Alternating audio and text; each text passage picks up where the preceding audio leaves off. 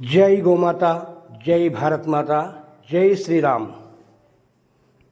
మన సంఘం గోమాత పుత్ర యోజన సేవా సంఘ సభ్యులందరితోటి ఈరోజు గోమాత మాట్లాడతాను అని అంటోంది. సభ్యులందరూ కూడా శ్రద్ధగా వినండి.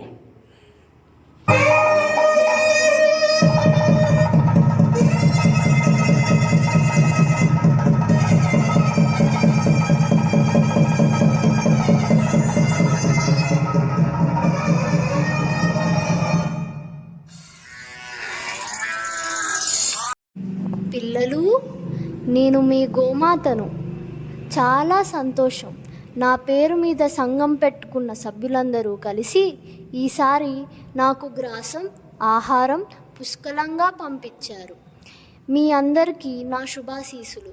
కొంచెం నన్ను బాగా చూసుకోండి నాన్న.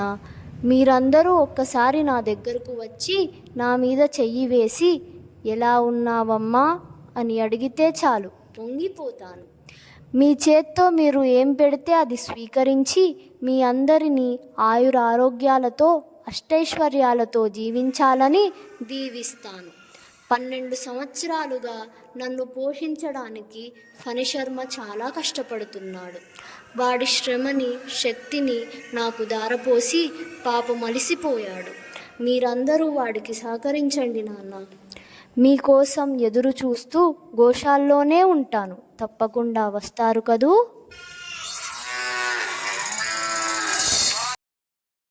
జై గోమాత.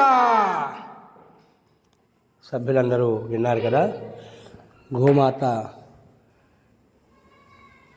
మన సభ్యులందరినీ ఐకమత్యంగా మన గోశాల అభివృద్ధికి పాటుపడాలని చెప్తోంది.